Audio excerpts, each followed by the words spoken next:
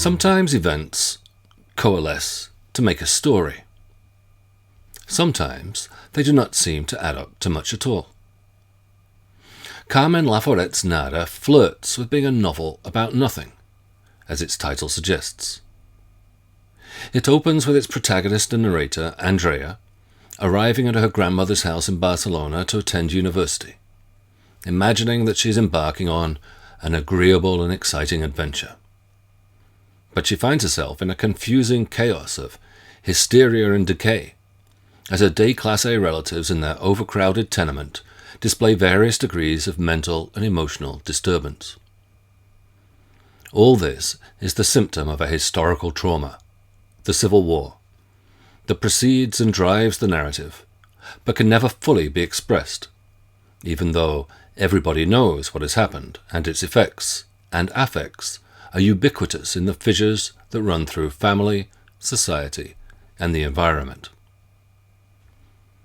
From the fragments and ruins that surround her, Andrea has to piece together some kind of story, a feat that she can finally, but still uncertainly perhaps, achieve only later, when she looks back and puts her memories into order.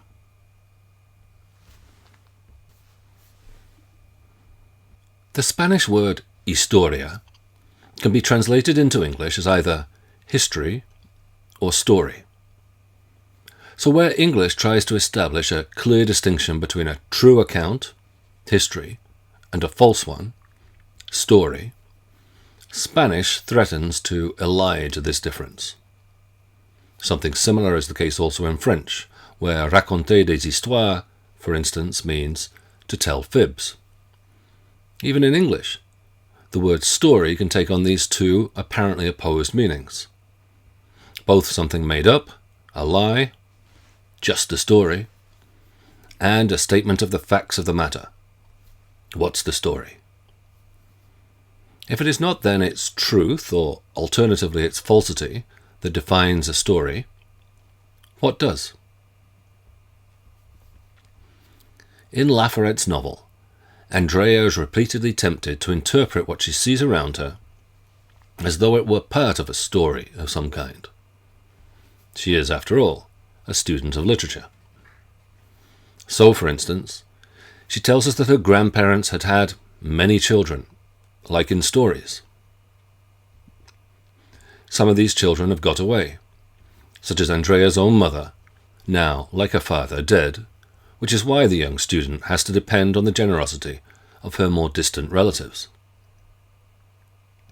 In the old house on Calle de Aribao are the ones who remain, all of whom have tales to tell. Aunt Angustias, who presents herself as Andrea's moral compass, but who seems to have had a long-term affair with her employer.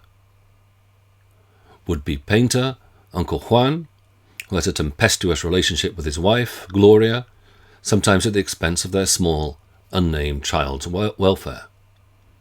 And in the attic, the most intriguing of them all, seductive but dangerous Uncle Ramon, a one-time musician and former spy, now involved in trans-Pyrenees smuggling.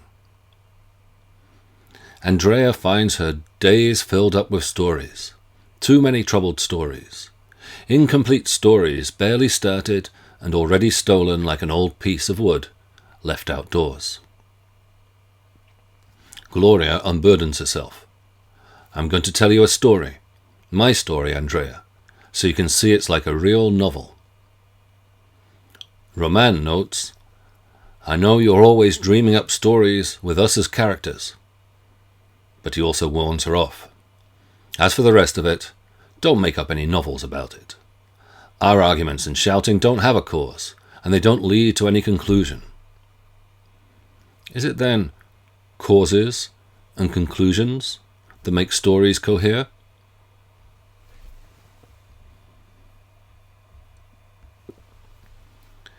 In Nada, coherence and conclusions are elusive. Despite initial impressions, things do not quite proceed as a story would suggest. When, for example, a fellow student, a boy from a wealthy family named Pons, invites her to a dance at his home, Andrea tells us that, "For me the word evoked an exciting dream of evening clothes and gleaming floors, the effect of my first reading of the story of Cinderella." Looking in the mirror, she says that she contemplated, trembling with emotion, my astonishing transformation into a blonde princess. But things do not turn out that way. Even in her least old dress, carefully ironed for the party, she feels embarrassed and alone at Pons's house. In no way did this emotion resemble the radiant sensation I had anticipated.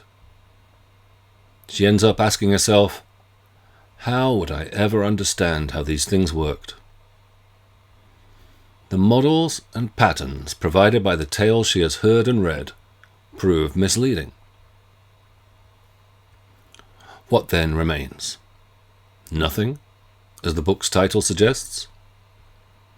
As Andrea puts it at the very end of the novel, as she descends the stairs of her grandmother's house for the very last time to leave for Madrid, I remembered the terrible expectation, the longing for life, when I had climbed them for the first time. I was leaving now without having known any of the things I had confusedly hoped for. Life in its plenitude, joy, deep interests, love. I was taking nothing from the house on Calle de Aribao. But is that really so? Corrected that impression, she adds, "At least, that's what I thought then." After all, a narrative about her experience has cohered in some way. In the book that we are reading, and that is now coming to its conclusion, a book that makes nothing its theme, that makes something out of nothing. Perhaps nothing, nada, is precisely what she takes from her year in Barcelona. But we have moved to conclusions already. What of causes? What takes place, or what do we imagine to have taken place, before this novel, or any novel, begins? To what extent do we understand how things came to be the way they are when the narrative opens, with Andrea's arrival in Barcelona? And how much do we have to understand? To put this another way, how important is what we might call backstory in this novel, or any other? Pause the video and jot down some notes. What do we learn about the stories that have led to this one? While you do that, I'll have a glass of water, but I'll be right back.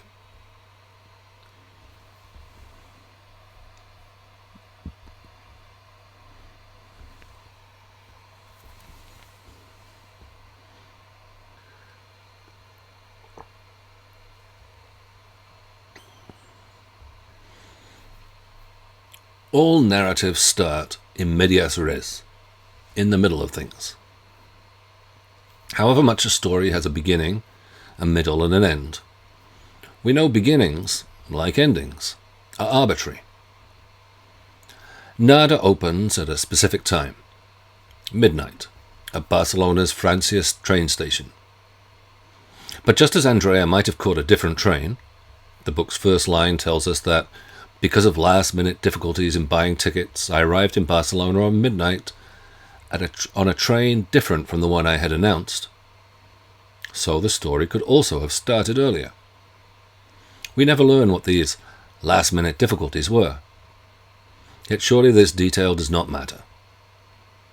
What matters is precisely the reminder that a story has to begin somewhere, or it does not begin at all. Other aspects of the past, on the other hand, may seem more pressing. For Andrea's family are haunted by traumas that cannot fully be articulated. They and their house are described in terms of death and mourning, from Uncle Juan's skull-like face to the bed that resembled a coffin. Something has squeezed the life from them. If their current distress has a cause, it must be found in the past.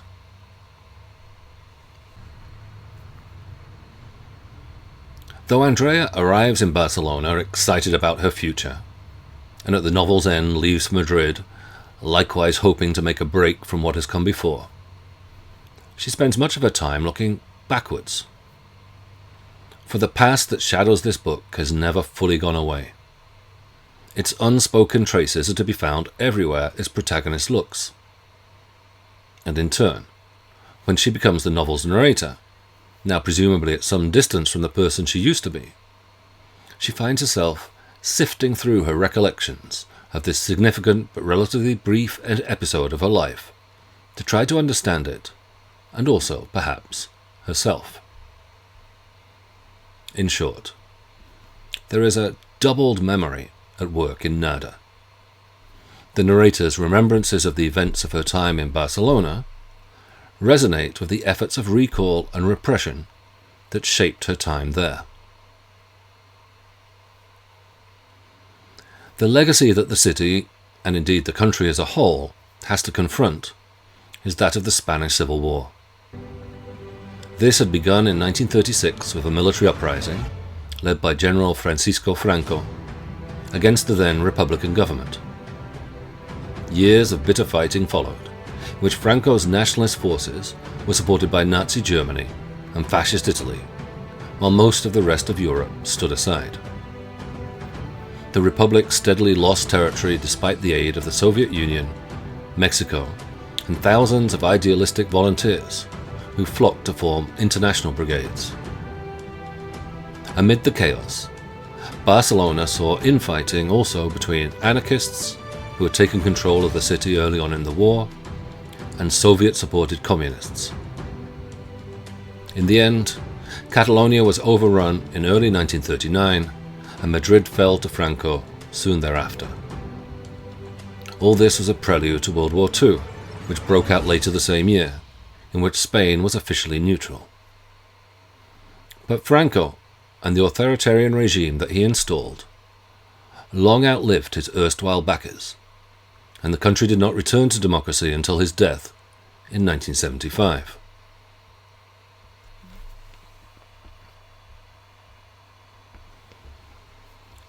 The scars of conflict are everywhere evident, if seldom dwelt upon, in Laforet's novel. For instance, when Andrea visits a restaurant with a boy, Gerardo, they look out over the port and see, but do not comment on, the rusted skeletons of ships sunk during the war. Likewise with Pons, Andrea visits a church that has been burned during the war. She sees broken stained glass windows surrounded by stones that the flames had blackened, but concludes that this desolation overflowed with poetry and made the place even more spiritual. Less poetic is the poverty and hunger suffered even by formerly comfortable families such as her own. Half of the grandmother's apartment has been sold off, and the contents of the other, old trinkets and excess furniture, litter the space that remains in awful disorder and absolute abandonment. It is only when Gloria starts selling off some of this junk to a rag-and-bone man that the household can occasionally afford the luxury of putting meat in the food. Andrea in particular is perpetually and quite literally starving, and in part as a result sometimes feels that she is going crazy too. People have been driven crazy by hunger. But again, all this can hardly be mentioned. Andrea's grandmother surreptitiously leaves her some overboiled vegetables or an extra crust of bread from time to time, but neither of them can acknowledge their sacrifices. Families closer to the regime avoid these indignities, but Andrea's family mirrors the nation itself in its divisions and ambivalences. Uncle Juan had fought with the Republican army. Aunt Angustias is clearly more conservative, sheltering her nationalist employer and possible lover. Uncle Roman had tried to play both sides, and continues to do so with his black marketeering. In what is perhaps the book's one event, however, faced with the prospect of blackmail from Andrea's friend Ena, perhaps seeking vengeance for the way in which the older man had treated her mother years before, and or denunciation from Juan's wife, Gloria, Roman kills himself. On the Calle de Aribao, as in much of Spain at the time, people had to guard their secrets, their unspeakable shame and their buried aspirations, or otherwise face the consequences.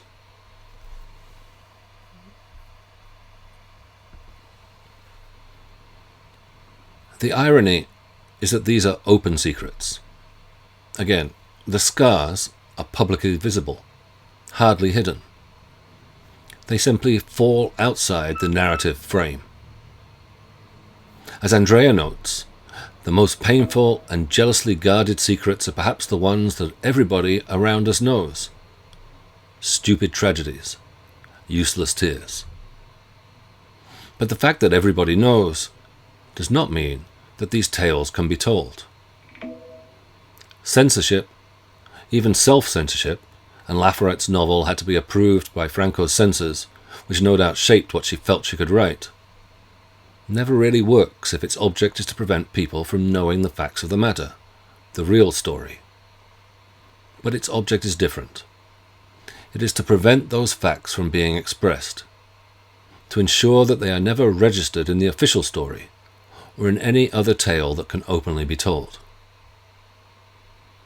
By exposing the groundlessness of that official story, the way it is based on nothing, and cannot account for the affect that pulses through Laforet's novel, Nada quietly gives voice to Spain's trauma.